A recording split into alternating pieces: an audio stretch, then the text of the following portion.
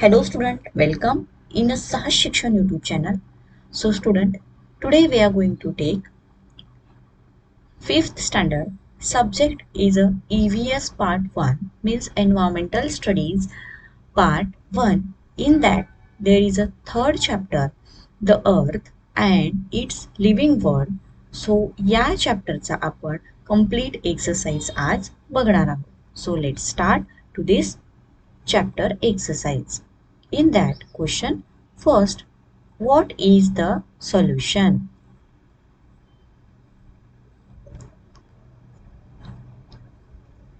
So, dark patches appear on a skin after exposure to the sun. उन्हात फिरल्यामुळे स्किनवरती किंवा त्वचेवरती dark patches आलेले आहेत किंवा तसे पट्टे पडलेले आहेत. सो त्याच्यासाठी आपण काय सॉल्युशन करू शकतो? See the answer. Dark patches due to the sun rays are called sunspot which can be taken care in a natural way by applying slices of a fresh lemon on it for 10 to 15 minutes or by applying aloe vera gel twice a day. तर उन्हामुळे आपल्या स्किनवरती चट्टे पडलेले आहेत, तर हे चट्टे घालवण्यासाठी आपण नैसर्गिक पर्याय निवडू शकतो. तर नैसर्गिक वे काय आहे आपला जो आहे तो एकदम फ्रेश लेमन म्हणजे जो लिंबू आहे तो घेऊन त्याचा रस जो आहे हा आपण 10-15 मिनिटासाठी आपल्या स्किनवरती लावू शकतो किंवा ॲलोवेरा जेल जी आहे ही दिवसातून 2दा लावू शकतो. तर हे झालं या क्वेश्चनवरचं solution. Next question is the second question. Use your brain power. In that, A. Why are microorganisms important? So, सूक्ष्मजीव हे महत्वाचे का आहेत? And the answer, microorganisms live in soil and they do the work of decomposing the dead plants and animals. तर हे जे सूक्ष्मजीव आहेत हे मातीमध्ये राहतात. तर मेलेल्या वनस्पती आणि मेलेले प्राणी जे आहेत त्यांचं विघटन करण्याचे काम हे सूक्ष्मजीव करत असतात. If there were no microorganisms, then the dead plants and animals would not get decomposed. तर जर हे सूक्ष्मजीव नसतेच तर काय झालं असतं, अशा मेलेल्या वनस्पती किंवा जे मेलेले प्राणी आहेत त्यांचं विघटन झालं नसतं. They would have got accumulate and the soil would not become fertile. तर ते तसेच राहिले असते आणि ते डिकम्पोज झाल्यामुळं एक माती जी आहे ही कशी होती, फर्टाईल होते. तर ती फर्टाईल सुद्धा झाली नसती. बी question. Think about all the foodstuffs obtained from the sea. Find more information and write then 10 lines about them. तर आपल्याला समुद्रापासून कोणकोणते खाद्य मिळतं याची आपल्याला विचार करायचा आहे, लिस्ट बनवायची आहे. तर चला बघू याचं उत्तर.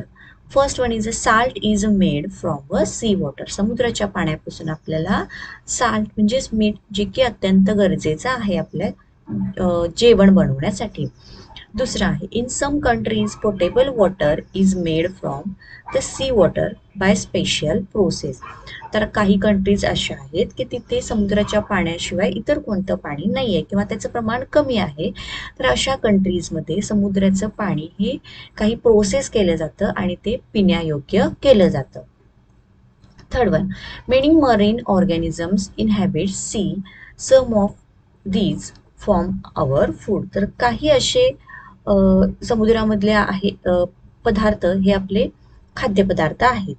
Various edible varieties of fishes are caught from the seas. तर खाण्यायोग्य मासे जे आहेत ते सुद्धा आपण समुद्रातूनच पकडतो.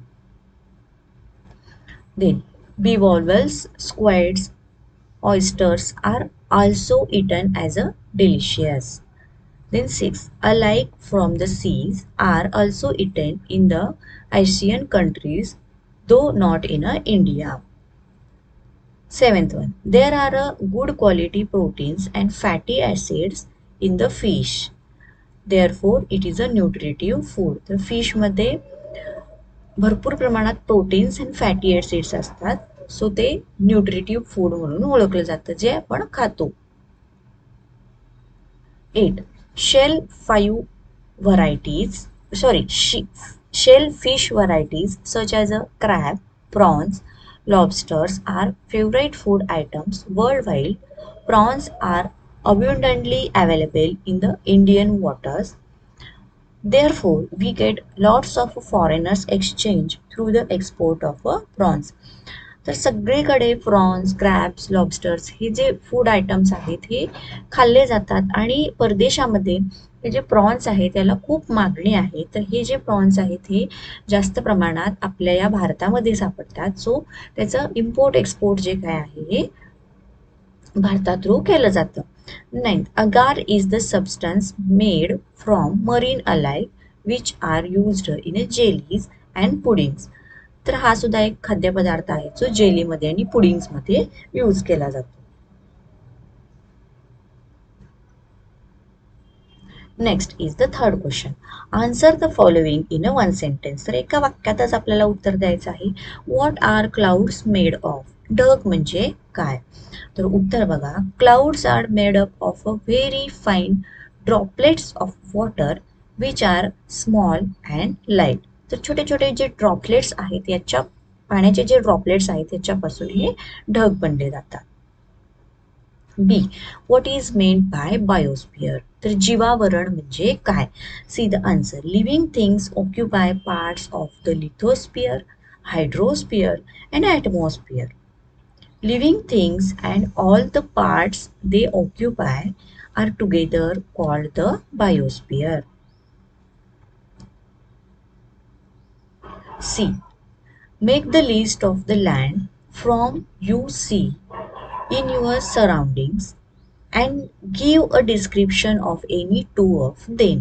So student, हा जो क्वेश्चनचा आन्सर आहे हे क्वेश्चनचा आन्सर खरं तर तुम्ही तुमच्या वेळी द्यायचं आहे. बट फॉर युअर रेफरन्स मी या ठिकाणी ते दिलेलं आहे. बट तुम्हाला तुमच्या पद्धतीने याचे आन्सर लिहायचा असेल तर ते सुद्धा तुम्ही राईट करू शकता. Okay. So see the answer. In my surroundings there is a small hillock and a playground. I can see mountain ranges at a far distance. Between these mountain ranges, there are valleys and passes. Okay.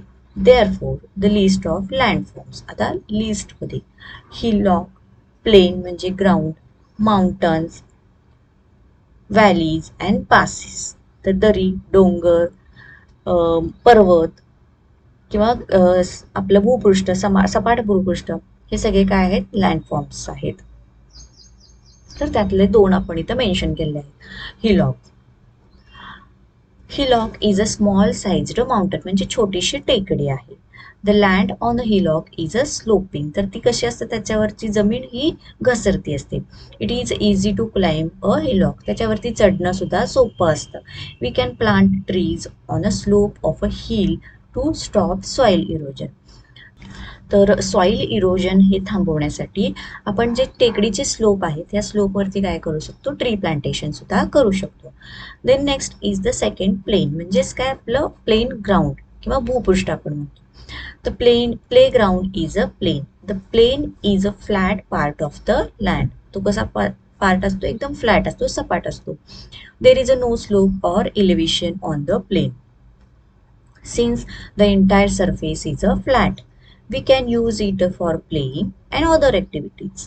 तर आपण खेळण्यासाठी अशा प्रकारचे सपाट भूपृष्ठ आहे ते वापरतो. We can plant trees around the plain. आपण त्याच्यामध्ये ट्री प्लांटेशन सुद्धा करू शकतो. In the following sentences underline the words that refer to landforms. तर त्यांनी इथे दोन सेंटेन्स दिलेले आहेत. याच्यामध्ये जे कोणते लँडफॉर्म्स आहेत त्याला आपल्याला अंडरलाईन करायचे आहे. सो ए सेंटेन्स काय बघा. Anil lives at the foot of a hill. तर अनिल जो आहे हा फूट ऑफ द हिल म्हणजेच डोंगराच्या पायथ्याशी राहतो. तर डोंगराच्या पायथ्याशी हे काय झालं. एक लँडफॉर्म झालं. तर इथं आपण याला अंडरलाईन करू किंवा हायलाइट करू. Foot of a hill. Then B. Riya lives in the plateau region. तर प्लॅटिओ म्हणजेच काय. तर पठारी भागामध्ये ती राहते. तर प्लॅटिओ रिजन याला आपण काय करणार अंडरलाईन करणार. Okay,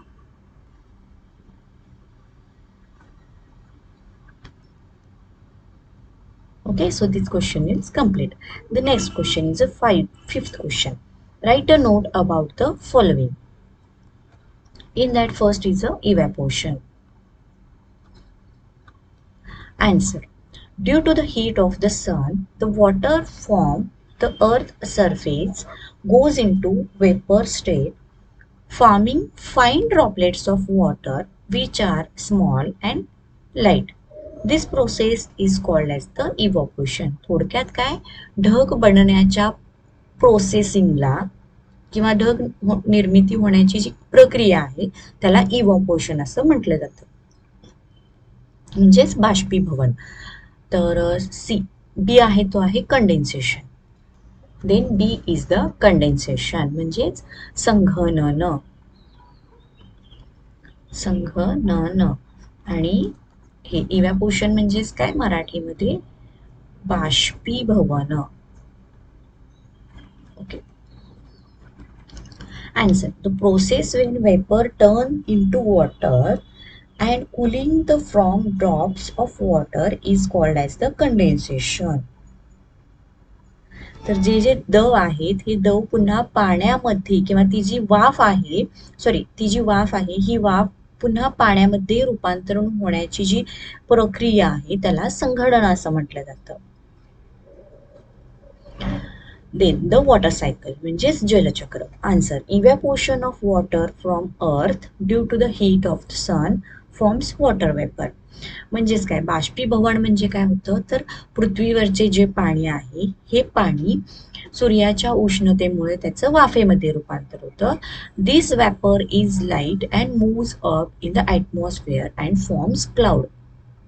तर ही जी वाफ आहे ही हलकी असते आणि ती वरती जाते आणि त्याच्यापासून ढग बनतात. When these droplets join together and forms bigger drops, they become heavy and falls down on the earth in the form of the rain. तर असे हे जे साचलेले ढग आहेत हे एकत्र येतात, एकमेकाला एकत्र आल्यामुळे ते त्यांचे ड्रॉप्स मोठे मोठे थेंब तयार होतात जे की हेवी असतात आणि ते पावसाच्या रूपामध्ये जमिनीवरती पडतात किंवा पृथ्वीवरती पडतात. This process of evaporation, condensation and rainfall go on the continuous cycle. तर हे बाष्पीभवन होणे किंवा त्याचं पुन्हा संघनन होणे, कंडेन्सेशन, आणि पावसामध्ये पुन्हा त्याचं रूपांतरण होणे, ही जी सायकल आहे ही कशी आहे, कंटिन्युअस सायकल आहे. And this non as the natures water cycle. आणि त्यालाच नैसर्गिक जलचक्र असं म्हटलं जातं. Okay, now the next question is a question 6. Give 2 examples of each. तर विद्यार्थ्यांनो, तुम्हाला व्हिडिओ आवडत असेल तर व्हिडिओला नक्की लाईक करा, चॅनलला सबस्क्राईब करा, कारण इथून पुढचे सुद्धा सगळ्या स्वाध्यायाचे व्हिडिओ अपलोड केले जाणार आहेत. ज्या दिवशी ते अपलोड केले तुम्हाला हवे असतील त्यासाठी तुम्हाला खाली जो बेल आयकॉन दिला आहे त्या बेल आयकॉनवरती बटन प्रेस करा, म्हणजे त्या दिवशी तुम्हाला त्याची नोटिफिकेशन मिळेल. Weather related events, clouds and rain. Then next, sources of water. So sources of water, river and lake, नदी आणि तलाव. Then next one is the 7th question. Draw a labeled diagram to showing the water cycle. तर water cycle म्हणजे काय, त्याची process कशी असते हे आपण आता बघितलं, पण या ठिकाणी त्यांनी डायग्राम ड्रॉ करायला सांगितलेले आहेत आणि तीही अशा प्रकारची डायग्राम आहे. सूर्याच्या उष्णतेमुळे जमिनीवरचे हे जे पाणी आहे याचं काय होतं, बाष्पीभवन होतं, म्हणजेच त्याचं इव्हॅपोरेशन होतं. त्याचं formation in the form of the cloud होतं, म्हणजे या क्लाउडमध्ये त्याचं निर्मिती होते. आणि हे जेव्हा जड होतील किंवा ते थेंब एकत्र येतील तेव्हा ते पावसाच्या रूपात पुन्हा जमिनीवरती पडतात. तर ही जी सगळी सायकल आहे याला वॉटर सायकल असं म्हटलं जातं. तर विद्यार्थ्यांनो, या चॅप्टरचा हा जो एक्सरसाइज होता तो इथे संपलेला आहे. तुम्हाला हा जो व्हिडिओ आवडला असेल तर व्हिडिओला नक्की लाईक करा, तुमच्या फ्रेंड्सना शेअर करा. Thank you and bye bye.